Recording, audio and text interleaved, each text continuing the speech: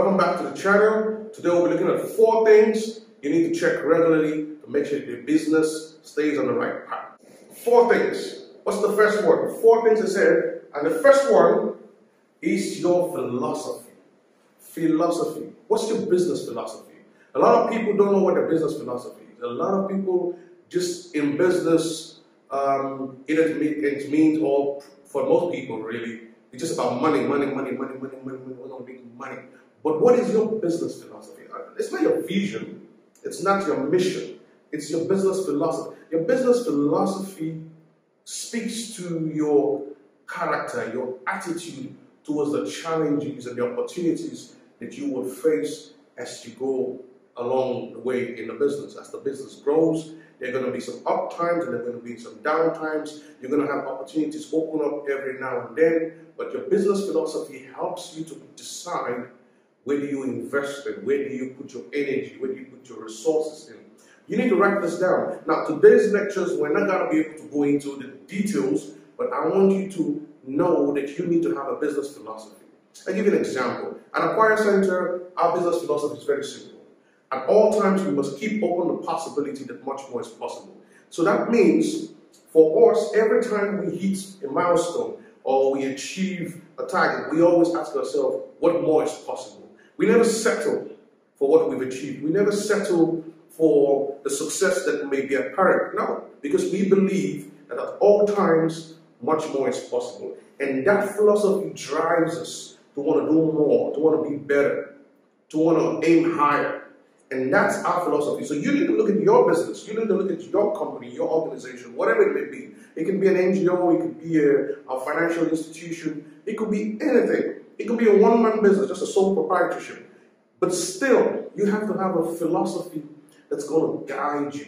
And your staff and employees and colleagues, they all need to know what's the driving philosophy of this business. How do we weather the storm, so to speak? How do we face the challenges that come our way? What's driving us? Why are we in business? Yes, we all need money. Everybody's in business to make money. But that's not enough. And there will be times where you might make a lot of money, and if you don't have a philosophy that's guiding you, that's kind of setting the roadmap, the rules per se, you might go off track. So business philosophy, very important. Number 2, the second one is your discipline. What are your discipline levels? Every organization needs discipline. Even an individual, even if it's a one-man business, a sole proprietorship business, you need discipline. And you need to check that regularly. Don't forget, the title of this topic is 4 things you need to check regularly. You need to check your discipline levels. Now we figured out what our philosophy is. We know what's guiding us. We know the boundaries that we've set. We need to check how well we're doing matching up to those goals, matching up to those ideals. We need to check that regularly. Discipline is very important because you could have goals, you could have vision, you could have targets, you could have an ethos, but if you're not disciplined to stick by it. For example, we say at all times we must keep open the possibility that much more is possible. How can we stay disciplined to that idea? It's very tempting when we meet a target or maybe go supersede a target or goal, we get a sense of, well, we've done very well for ourselves. And if we don't stay disciplined to the idea that that's not enough, there's always something more. I'm telling you, over time, we start to slack and we start to lose the momentum and we may not be hitting that next level.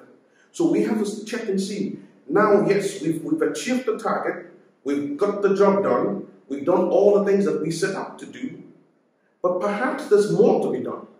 Perhaps if we look at it again, there might be much more to be done. So that's 2. So check for your business, am I being disciplined to my philosophy? Now that I've written my philosophy down, how disciplined am I or are we in sticking to that philosophy? The third one, number 3, activity. What activities am I doing? Am I just being busy for the sake of being busy? Many organizations just have a lot of routine tasks that they do. You come in the morning, you have to do A, B, C, D, and no one is checking to see if it is necessary at all. This is where the difference between efficiency and effectiveness comes in. Efficiency means we're very good at what we do. We have a bunch of things we have to do and we get it done. Effectiveness asks the question, do we have to do this? Is it necessary to keep doing this? You have to be innovative. You have to think differently. You have to ask yourself, yes, we may have done it this way for so long, and we probably haven't gotten results. In project management, people say, if you ain't broke, don't fix it. But trust me, the only way the world has moved forward is because people have looked at our daily routines, our existing patterns, and said, what better way can we do this? Do we need to do this? Do we still need to do that? So you need to look at your organization. You need to look at activities for each department, activities for each role, and ask, do I just have people just being busy for the sake of being busy? Or are there things that we could streamline, we could merge together, or we could collaborate, or are we just creating redundancy in the system and that's a lot of duplicity or repetitiveness in different forms? And this, I'm telling you, if you spend the time to write this down and to map it out and to list out all the activities that you do and to see if there are not some similarities with someone else's role or a cross-departmental role, you realize that a lot of the activities that we've engaged in can be scrapped, freeing up more time for something more productive and more valuable. In the study of time management, these are things that we go into detail. There are a lot of activities that we're just doing for the sake of doing, but they're really not adding up to much. And they're the things that we need to do, and we're not spending enough time on. So your activities, you need to look at them in your company. You need to look at them in your organization. What is it that I'm doing that, number one, fits into my philosophy? Are we just doing things because someone or our company is doing it? Maybe we have a competitor who seems to be doing those things, and we feel like, oh, we need to be in the game, we need to be doing the same thing. Are we just doing things for the sake of doing things? Or do they fit into a bigger picture of our philosophy? Does each task contribute to the big picture? And that's what we need to check out. So check out for yourself, look at your organization, spend the time. It takes time. List them out and do this regularly. You need to keep track of those things because they can have an effect one way or the other on your business and on your bottom line too, and also on your stress levels. So check out and see what you need to do, what you don't need to do, what you could delegate, what you could outsource, and what you could automate, and you'll realize that some of the activities that's been taking up all your time, stressing people out, you can actually scrap. Number 4, results. You need to check your results. I'm sure everybody checks their results bottom line. How much did we make? What profits margins have we achieved this quarter, this year? But there's more to results than just looking at the bottom line. There's more to results than just looking at how much came in and how much went out.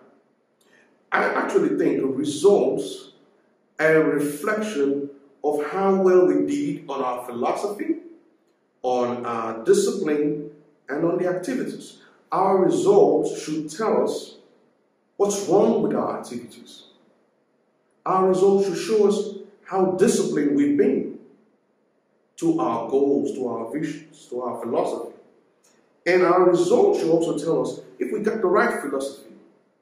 It's a sad thing to have the wrong philosophy and be disciplined to that and have activities which are in line with the philosophy and are being enforced by discipline or reinforced by discipline, but the vision is just wrong. The philosophy is just wrong. If a company says, our philosophy in this organization is to make money at all costs, profits above everything else. We don't care what's going on. We just want to make profits. Now, they might achieve that goal, but the activities that they engage in tell a different story. When we look at the results, yes, we have large revenues coming in, but the results should also check what are the stress levels of our employees.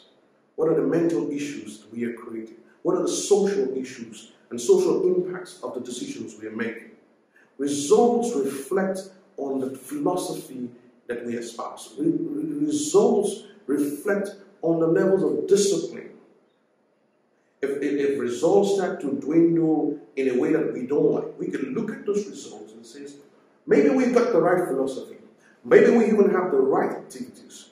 But we see gaps in our discipline. Now, the funny thing is that this is true for your personal life and personal development, but also for your organization or your company, wherever you work or you manage.